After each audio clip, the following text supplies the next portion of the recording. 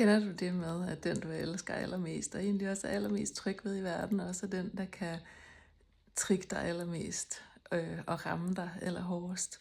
Og det er ligesom om, at det er nogle mekanismer, som man ikke forstår og ikke har styr på, men som bare tager en, og som kan lede til de vildeste skænderier, eller de største følelser, som man ellers ikke har adgang til i sit liv, når man bliver ramt af sin kærlighedspartner.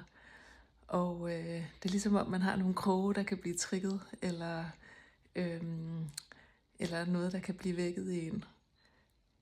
Og nogle gange kan det også være det modsatte, at man kan blive kold og ikke mærke noget, eller et forsvar, der gør, at man distancerer sig og ikke kan mærke kærligheden. Men om det er den ene eller den anden vej, så sige, at den forklaring, som jeg har ledt efter i mange år, den fandt jeg, da jeg tog en efteruddannelse som parterapeut hos Jytte Vigelsø, som er forfatter til bogen Der forelsker du dig aldrig den forkerte, hvor hun forklarer om den mytiske hårdknude, hvor at man altid forelsker sig i en, som også trigger ens allerdybeste sorg, og at der både er i den knude en mulighed for en forløsning og en udvikling, som er det, man dybest set længes efter, men at man samtidig også kan opleve det modsatte, hvor man bliver ramt virkelig hårdt, og hvor den anden har en mulighed eller en nøgle til at ramme en så hårdt, fordi at man netop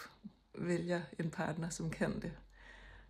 Og derfor så bliver det også så givetigt og så udviklende at begynde at forstå den her mekanisme og folde den ud og arbejde med den, fordi at så begynder man at kunne gå meget mere målrettet efter den udvikling, som der ligger, det potentiale, som der ligger i parforholdet med den partner, man ubevidst har valgt sig, så man faktisk kan arbejde sig hen imod den udvikling og den mulighed, frem for at det bliver destruktivt og det modsatte.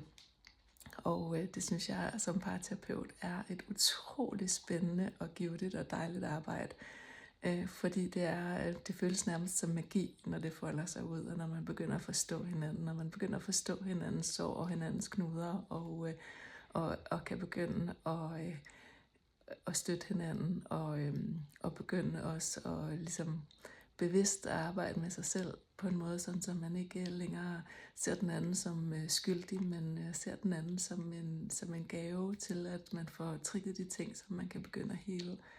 Og i det er det en kæmpe hjælp at have en terapeut, som ved, hvad det drejer sig om. En terapeut, som forstår de her kærlighedsmønstre, som forstår at folde dem ud, og som forstår at afdække alt det, som i sagens natur er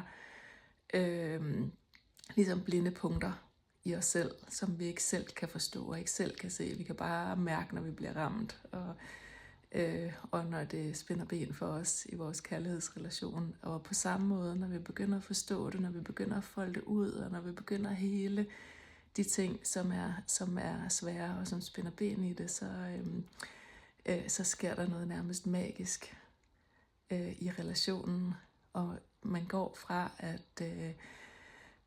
at vil have den anden til at opføre sig på en bestemt måde og gøre noget bestemt og holde op med nogle andres ting, som ikke er rare, og så hen til faktisk at kunne opleve en frihed, hvor man ikke længere er styret af de her underliggende automatiske reaktioner, men man kan begynde at vælge noget nyt. Man kan begynde at elske hinanden på en fri måde, hvor man sætter hinanden fri til at være sig selv, og den anden til at være sig selv.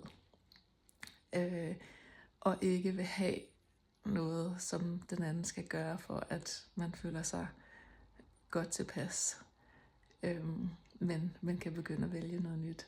Det synes jeg er så vildt fantastisk spændende i mit daglige arbejde som parterapeut.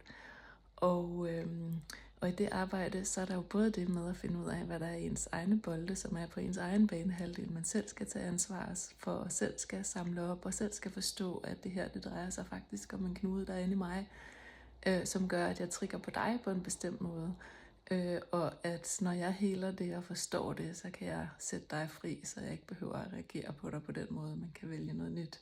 Men der er også den anden vej, bolde, som man kan opdage slet ikke er ens egne. Jeg kender tydeligt fra mit parforhold, at jeg har samlet mange bolde op, som jeg troede var mine, jeg skulle tage mig af, men som jeg har opdaget, jamen det er hans.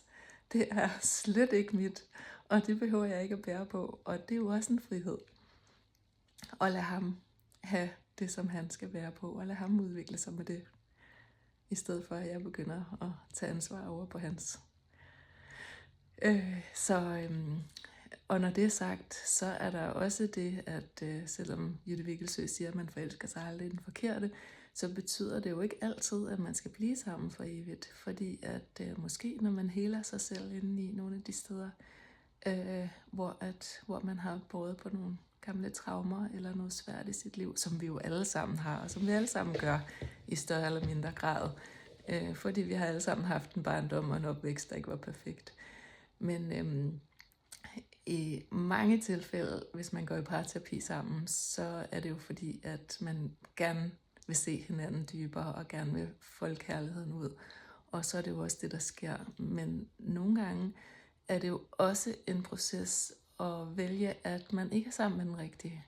Og at man måske har forelsket sig i den forkerte, fordi man har haft nogle sorg, som har gjort, at man ikke har valgt det, der var godt og sundt for en selv. Men har valgt at leve noget, der måske på en måde var giftigt for ens sjæl.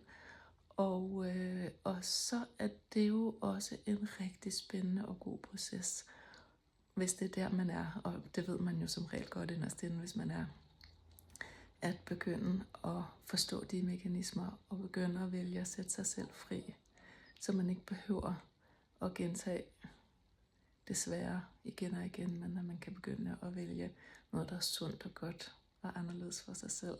Så derfor arbejder jeg både med parterapi, som hjælper par med virkelig at finde hinanden i en version 2.0, hvor at man kan noget nyt og godt sammen. Men jeg arbejder også med det, som jeg kalder fraterapi, som er, når man har brug for at finde sig selv og kunne slippe den kærlighedsrelation, som måske er i virkeligheden en afhængighed af at gentage et mønster, som ikke er godt for en selv. Og der kan man nogle gange have rigtig meget brug for hjælp og støtte til at finde ud af, hvad mønstret er, for at bryde det og vælge noget, der bliver anderledes, så man ikke bare gentager det i det næste forhold. Så næsten ikke længere behøver at flytte med. Så man kan begynde fra et nyt sted, hvor man lærer at passe på sig selv. Og det er jo også en fantastisk smuk og spændende proces at være i, selvom det også kan være hårdt.